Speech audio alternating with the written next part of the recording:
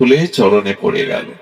বলছিলাম ব্যথা নিতে পারে একমাত্র শ্রী গুরুদেব ভগবান, তবে দিতে চাইবেন না। গুরুদেবকে কখনো ভগবানকে নিজের ব্যথা রোগ শোক দিতে চাইবেন না। সুধীবৃন্দ, দ্বিতীয় দেখুন ভগবান কেন ভক্তের আনুগত্য নেন। বললেন ভক্তের চরণধুলিটা নেই আর একটা কারণ। উদ্ধব কেন জানো? আমার এই দেহে, দেখুন আমরা যখন বলে আমার এই দেহে অনন্ত কোটি বিশ্ব ব্রহ্মাণ্ডের কৃষ্ণ বিমুখ ভজন বিমুখ কিছু জীব আছে, তো ভক্তের চরণধুলি ছাড়া ভক্তি হয় না, ভজনে ব্রতী হয় না। এই জন্য ধুলোটা অঙ্গে মাখি, যাতে আমার অনন্ত ব্রহ্মাণ্ডে এই শরীরে ওই অনন্ত কৃষ্ণ বিমুখ জীবগুলোর কৃষ্ণমুখী হয়। আচ্ছা, কথাটা কি যুক্তি মানালো? আচ্ছা, গোবিন্দের অঙ্গে দেখুন আমরা বলি কি আমি চলছি, আমি পথে চলছি। আমি চলছি মানে আমার হাত পা চোখ কান নাক মূলে আমি চলছি। আমার ভেতরে কত কীট রক্তে জীবাণু, তারাও তো চলছে। যেমন কৃষ্ণ বলছেন আমার শরীরে অনন্ত ব্রহ্মাণ্ডে অনন্ত কৃষ্ণ বিমুখ কিছু জীব আছে যারা ভজন করতে চায় না। বলে ভক্তের চরণধুলি মাখি কেন জানো? ওই ধুলিতে ওই জীবগুলো কৃষ্ণমুখী হবে, ভজনমুখী হবে। ভক্তের চরণধুলি হয় না। কথাটা যুক্তি কি হলো? আচ্ছা, চর্ম গোবিন্দের শ্রী অঙ্গে এসে চর্মে এসে ভক্তের ধুলি পড়ছে, আর তাতে তার দেহ অভ্যন্তরে জীবগুলো কি করে কৃষ্ণমুখী হবে? আমাদের আচার্যরা দৃষ্টান্ত দিয়েছে, শুনুন। আচ্ছা, কারো হাড়ে যদি ব্যথা হয়, হাড়ে যদি যন্ত্রণা হয়, তো চামড়া চিরে হাড় বের করে কি ওখানে প্রলেপ দেন? কোথায় দেন প্রলেপটা? চর্মের উপরে দিলে কি হয়? হাড়টাতে ওই যে ক্রিয়াটা গিয়ে হাড়টার যন্ত্রণাও কমিয়ে দেয়। গোবিন্দ বলে তা যদি তোমাদের শরীরে হয়, আমার অঙ্গ ধুলে পড়লেও আমার অঙ্গের অভ্যন্তরে যে ব্রহ্মাণ্ডের জীব আছে তাদেরও কৃপা হয়ে যায়, তাদের আলাদা করে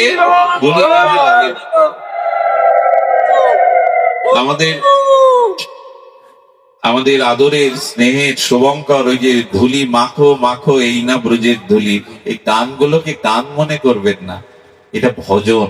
আর ভজনের প্রতিটি অঙ্গই চিরসত্য সৎসত। তবে ধুলির প্রতি বিশ্বাস আসা চাই।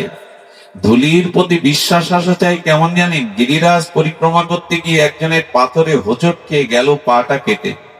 যখনই পা কেটে গেল তখন বলছে ঔষধ ডাক্তার কিছুই দরকার নেই, মহা ঔষধই তো ব্রজেই আছে। এক মুঠো ধুলো নিয়ে ওখানে দিয়ে দিল, বিশ্বাস করুন সঙ্গে সঙ্গে রক্ত এবং ব্যথা দুই দূর হলো। আজও হয়, আজও এটা হয়। আজও ব্রজধুলির মহিমায়, কারণ ওই ধুলি নিয়ে যায়নি। ওই ধুলি এবং যমুনা আর ওই গিরিরাজ, এই তিনটি তত্ত্ব এখনো অনেক বৃক্ষ আছে সেই সময়ের, এরা লীলা সাক্ষী, এরা লীলা সাক্ষী। আমাদের 90 বছরের এক ব্রজের বাবাজিকে দিল্লিতে হার্ট অপারেশনের জন্য নিয়ে যাওয়ায় উনি রাজি ছিলেন না, কিন্তু ডাক্তার বাইরে এসে কাঁদছেন আর বলছেন আপনাদের আচার্যকে গুরুদেবকে আমি বাঁচাতে পারলাম না, কিন্তু আজকে যে দৃশ্য দেখলাম সে দৃশ্য এই ডাক্তারি শাস্ত্রে আমরা কোথাও এর ব্যাখ্যা পাইনি। বললো কি দেখলেন? বললেন মৃত্যু 2 সেকেন্ড তিনি রাধে রাধে বলতে বলতে দেহ ত্যাগ করলেন। কেন জানেন? অপারেশন থিয়েটারে ওঠার আগে ব্রজের ধুলিটা জিহ্বায় একটু মাখিয়ে নিয়েছিলেন, হে রাধে যদি ফিরে না আসে অন্ত সময় যেন তোমার নামটা আবার জিহ্বায় উচ্চারিত হয়। ওই ব্রজ ধুলি তার অসর শরীর, অবাস করা শরীর, কিন্তু জিহ্বায় রাধে রাধে বলতে বলতে বিদায় নিলে। এই জন্য ভগবানও ভক্ত এবং ভক্তির আনুগত্য নিয়ে চলে। তবে যদি বলেন তুমি যেসব ভক্তের মহিমা বলছো আমরা কি এমন ভক্ত পাবো? আমি বলি আপনাদের, এই ভ্রমণ করতে করতে করতে কোনোদিন না কোনোদিন পেয়ে যাবেন, এই সাধু সঙ্গেই পেয়ে যাবেন।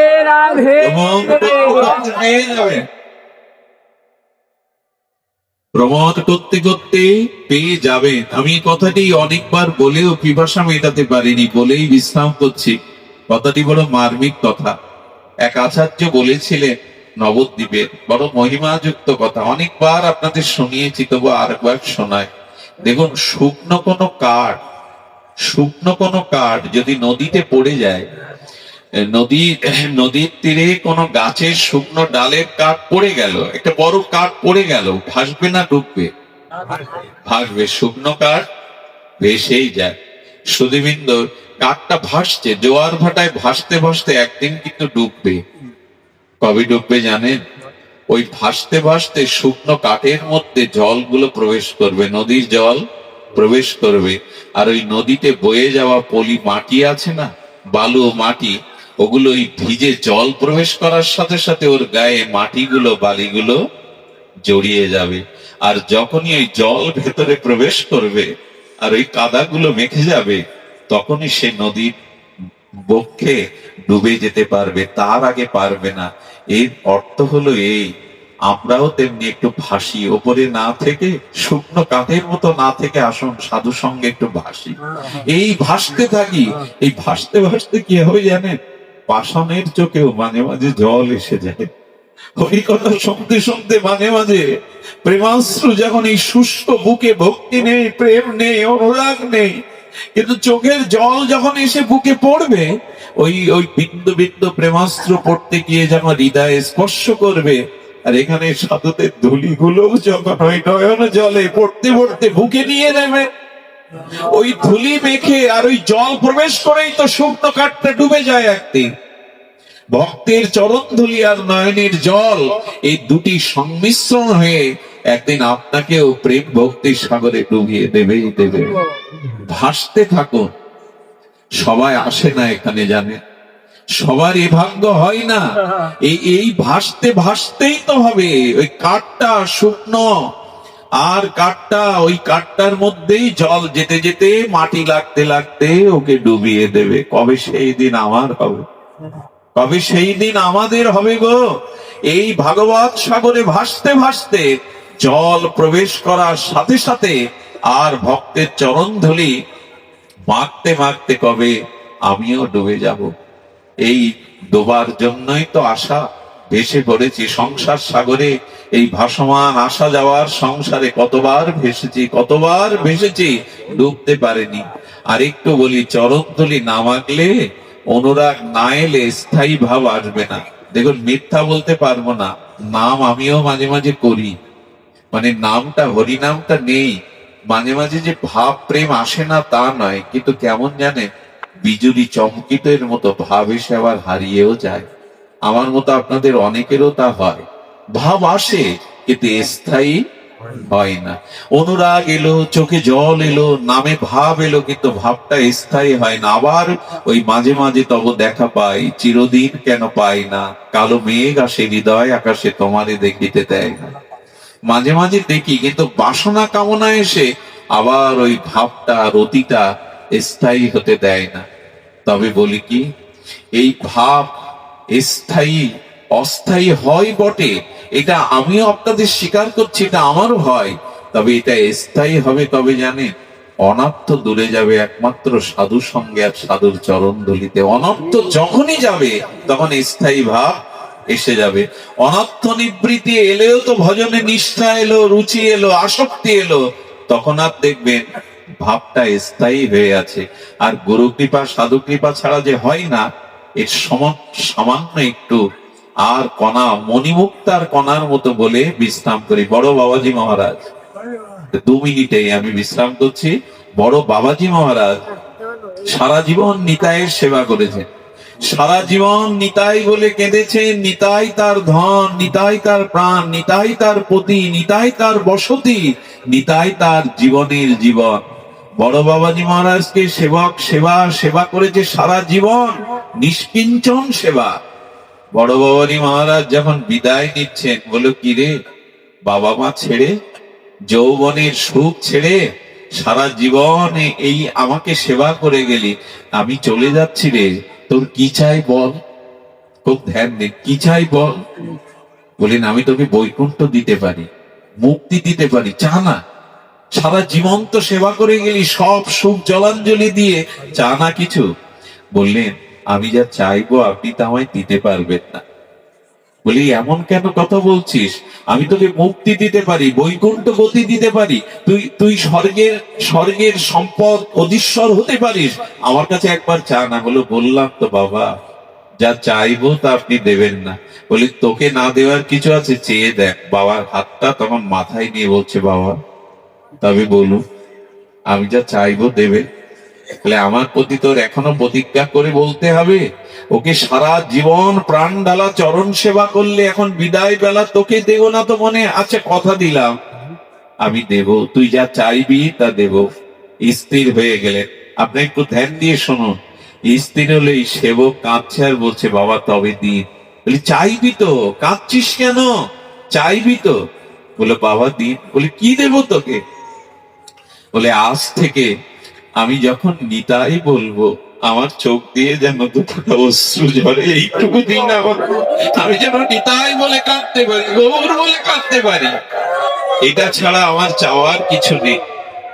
গুরুদেবের চোখে জল, স্তম্ভিত হয়ে গেলে বুকে জড়িয়ে ধরে বললেন, ওরে আমার সব কেড়ে নিবি তুই? আমার সারা জীবন তো ওই পুঁজিই ছিল, নিতাই বলে গৌর বলে দুপুরা চোখের জল ফেলা, আমার সব নিয়ে নিবি তুই? তবে হ্যাঁ, যা, আজ আমি তোকে সব দিয়ে ফতুর হলাম। যা, আজ থেকে নিতাই বললেই তোর চোখ দিয়ে ঝর্ণার প্রেমস্ত্র বইবে। গুরুদেব অপ্রকট হলেন। বাবাজি মহারাজ অপ্রকট হওয়ার পরে এই ভক্তটি জগতে যতদিন ছিলেন, নিতাই বললেই তার চোখ দিয়ে প্রেমস্ত্র ঝরে যেত, গৌর বললেই প্রেমস্ত্র ঝরে যেত। যদি বলেন তুমি এত আবেগ দেখিয়ে কথা বলছো কেন, এত আবেগের সুরে কথা বলছো কেন, আবার তোমাকে ডাকবো বলে? না, এটা আবেগ নয়। 1000 বছর তপস্যায় যা না হয়, যদি কপটতার শূন্য নিতাই বলে 1000 বছরে যা না হয়, একবার নিতাই বলে গৌর বলে দুটা প্রেমস্ত্র যদি নিবেদন করতে পারে, তা হয়ে যায়। তো আপনাদের কাছে নিবেদন, আমরাও আর চাই ভাগবতের কাছে, আমরাও যেন চাই এই ভক্তের কাছে, যে আমিও যেন গৌর বলতে আমার হৃদয় পুলকিত হয়, নিতাই বলতে নয়নে প্রেমস্ব বিগলিত হয়। গৌরাঙ্গ বলিতে হবে পুলক শরীর, হরি হরি বলিতে নয়নে পবে নি। এটাই যেন আমাদের আগামী দিনের পথ চলার ভজন হয়। এই বর্ষণ মুখর দিনেও আপনারা কি কষ্ট করে এসেছেন। যশোরের ভক্তদের অনেকদিন সঙ্গ পায়নি, সুশীল দাস সহ এই প্রিয় মুখগুলো। আমার সাগর বাবার মাথায় 9-10টা সেলাই করা, কালকে এই অবস্থায়ও আমি তাকে নিয়ে আসবো বলেছি, না বলে, বেডে শুয়ে থাকার কথা, কিন্তু চলে এসেছেন। আপনাদের শুভঙ্করদার, অনুপদার, দীপকদার, এদের নিত্য পাঠাদি থাকে, অনেক জায়গায় তারা যান, তবু তারা দূর থেকে ছুটে এসেছেন। আমি জানি না এদের ঋণ আমি কোন জন্মে শোধ করতে পারবো না। যারা এই অভজনকে বিবাহ করতে এমনি করে ছুটে আসেন, এই ঋণ শোধ করা যাবে না। তবে এইটুকু বলি, এই মর জগতে বৈকুণ্ঠের থেকেও, স্বর্গের থেকেও যদি কিছু বড় প্রাপ্তি থাকে, তাহলে সাধু সঙ্গে হরি কথা। যদি বৈকুণ্ঠে, কারণ বৈকুণ্ঠে হরি কথা নাই, স্বর্গেও নাই, স্বর্গের থেকে, বৈকুণ্ঠের থেকে যদি কোনো পরম প্রাপ্তি মনুষ্য জীবনে এই মরলোকে থেকে থাকে, একমাত্র সাধু সঙ্গে হরি কথা। ভগবানের কাছে আজ এই নিবেদনটা জানিয়ে দেন, আর্জিটা জানিয়ে দেন, যতদিন বাঁচি প্রভু যেন তোমার সাধু সঙ্গে হরি কথায় জীবন কাটাতে পারে। যিনি এই অনুষ্ঠানটা দিয়েছেন উনি ভাগ্যবান। উনি অনেক চেষ্টা করেছেন আমাদেরকে আনার জন্য, অনেক পরিশ্রম করে আজকের এই বাতাবরণ সৃষ্টি করেছেন নিতাই চাঁদের কৃপায়, তার শ্রী গুরু মহারাজের কৃপায়। আশীর্বাদ করবেন যারা প্রেরণা দিয়ে, সামর্থ্য দিয়ে, সহযোগিতা দিয়ে এই আনন্দ নিকেতন, ভগবান নিকেতন গড়ে তুলেছেন, তাদের যেন কৃষ্ণ ভক্তি হয়, তারা যেন প্রেম ভক্তি লাভ করে ভগবানের চরণে সমর্পিত হতে পারে।